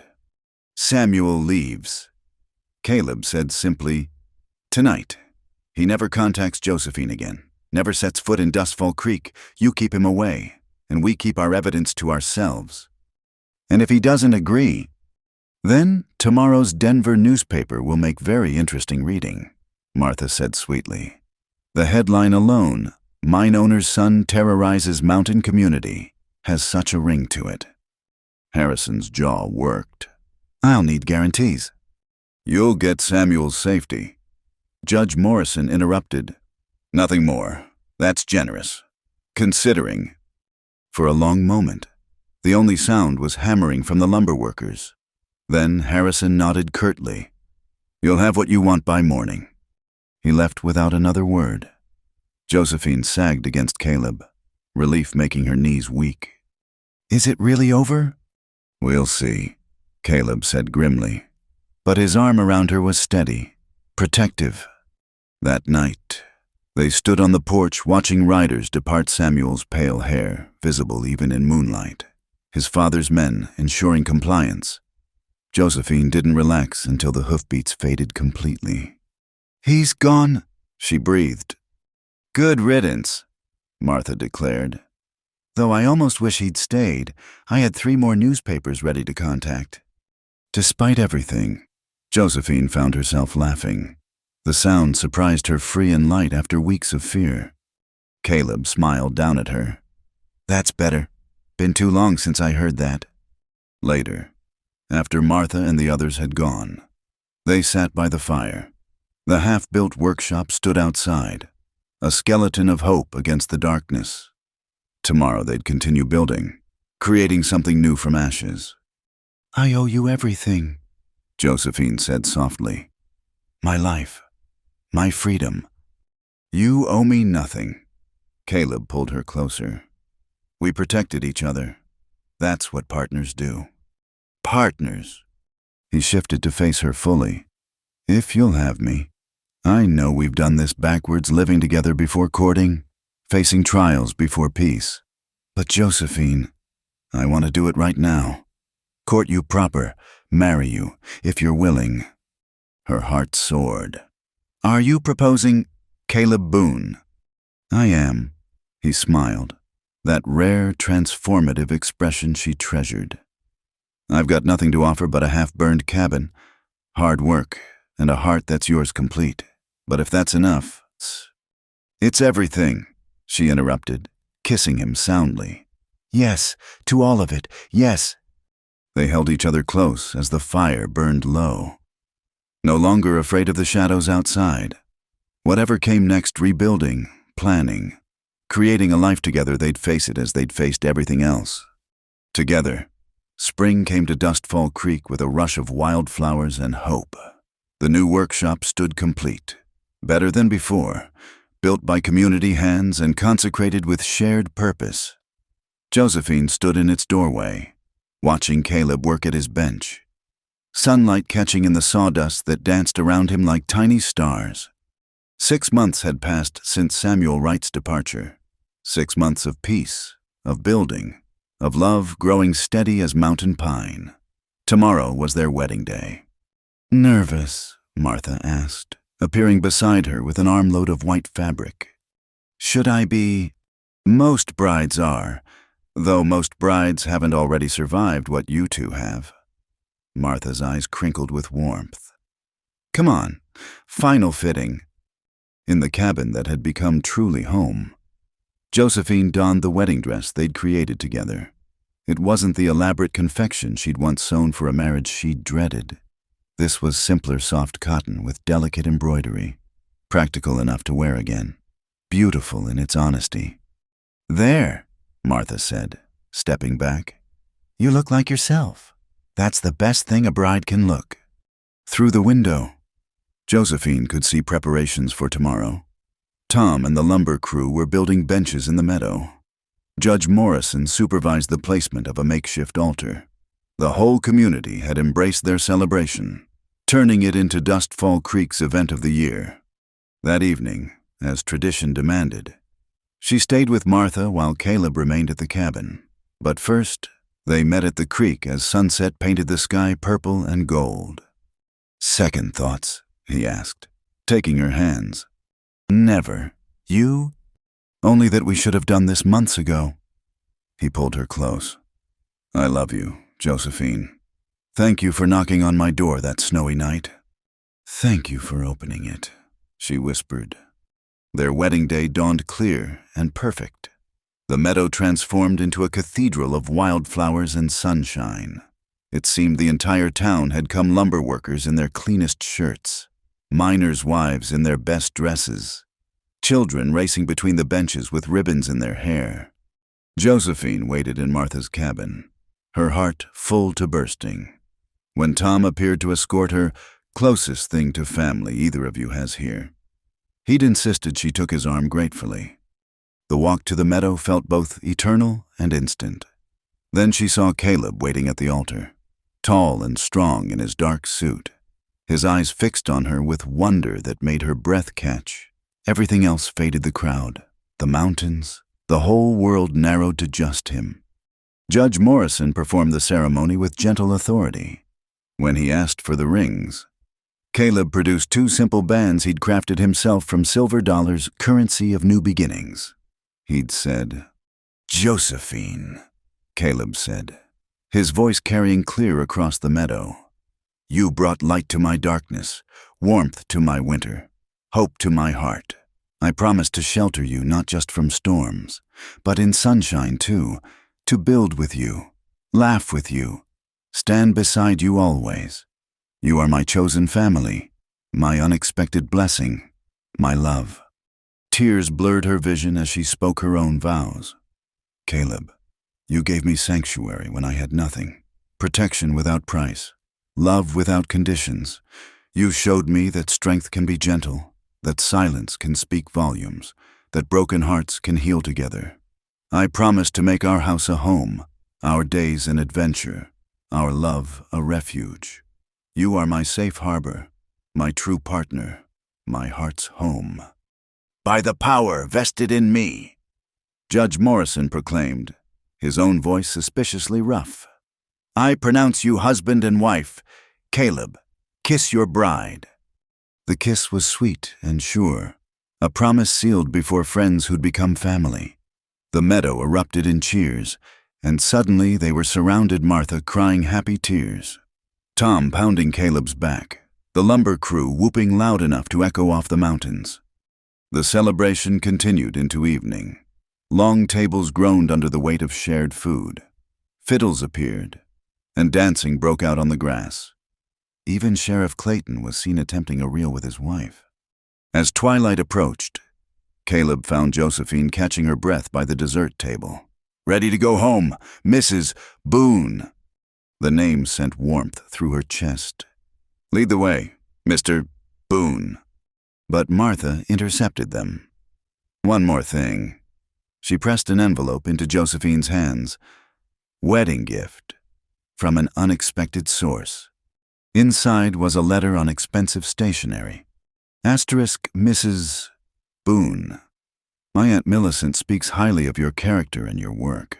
I find myself in need of a skilled seamstress for my new dress shop in San Francisco, someone who understands both fashion and frontier practicality. If you and your husband ever tire of mountain life, there's a partnership waiting. Additionally, enclosed is the deed to 20 acres adjoining your husband's property. A wedding gift with no strings attached. Consider it an investment in keeping good people in good places. Yours in admiration, Mrs. Catherine Ashford asterisk." 20 acres, Caleb read over her shoulder. Stunned. "The meadowland you've been eyeing," Martha said smugly. "Catherine's my cousin. Did I not mention that—" Josephine hugged the older woman fiercely. "You're an angel." "Nonsense. I'm a meddling old woman who believes in happy endings." As the celebration continued behind them, Caleb and Josephine slipped away to walk their expanded land. The cabin waited, windows glowing with lamplight Martha had left burning. But they paused at the hill overlooking their valley. "From nothing to this," Josephine murmured. "Sometimes I can't believe it's real." "Believe it." Caleb wrapped his arms around her from behind. "We've earned every bit of happiness we've found." She leaned back against his solid warmth. "What now? We've faced the dragons, won the battles. What comes next?" "Life," he said simply. "Good days and bad ones. Summers and winters. Maybe children laughing in that meadow. Maybe that shop in San Francisco someday. Or maybe just this cabin growing old around us. Whatever comes, we face it together." "Together," she agreed, turning in his arms. "That's all I need to know." They walked home hand in hand as stars emerged overhead. Behind them, music and laughter continued to float through the night air, their community celebrating love's triumph over fear. At the cabin door, Caleb paused. "Tradition says I should carry you over the threshold." "Tradition says a lot of things. We've never been traditional." "No," he agreed, smiling. "We haven't." Instead, they crossed together, side by side as they'd face everything to come. Inside, their home waited not perfect, bearing scars from fires survived and storms weathered, but theirs. Josephine moved to light the stove for evening coffee.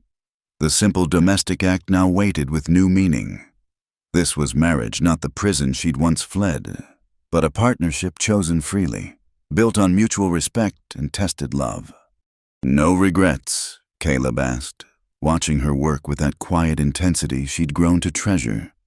"Only one," she said, moving into his arms. "That we didn't meet sooner. Maybe we met exactly when we needed to, when we were ready to see each other truly." Outside, snow began to fall late for the season, but not unwelcome. It dusted the new workshop, the expanded garden plot, the meadow where they'd spoken vows, but inside was warmth and light and love, no longer fragile but forged strong through trial. Later, as they sat by the fire, her sewing, him sketching plans for furniture to fill their expanded home, Josephine reflected on the journey. From that terrified flight through winter darkness to this peaceful evening, from silence to understanding, from two broken souls to one united strength. "I never thanked you properly," she said suddenly. "For what?" "For seeing me, not the runaway, not the victim, not what Samuel tried to make me, but me." He set aside his sketches, giving her his full attention.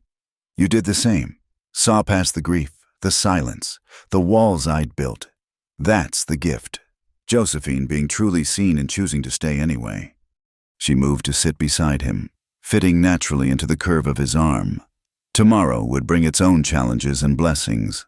There would be lean times and abundant ones, sorrows mixed with joys.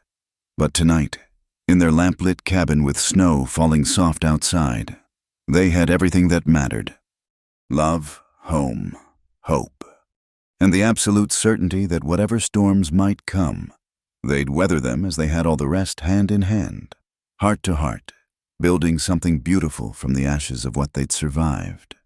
In Dustfall Creek, where mountains touched sky and dreams found root in unlikely soil, Josephine and Caleb Boone began their greatest adventure yet a life together, chosen freely, cherished deeply, and lived fully. They didn't ask for forever that first night she'd knocked on his door, but forever, it seemed, was what they'd found anyway, built one day at a time, one small kindness at a time, one shared glance at a time. And that, perhaps, was the greatest miracle of all. Thank you so much for listening to this Wild West love story. I hope Josephine and Caleb's journey touched your heart as much as it touched mine while sharing it with you. I'd love to know where in the world you're listening from. Please leave a comment below and share your thoughts about their story. If you enjoyed this tale of courage, love, and redemption in the American frontier, please subscribe to Wild West Stories 1850 for more historical romances that capture the spirit of the Old West. Don't forget to like this video and hit the hype button to help more listeners discover this story. Until next time, partners.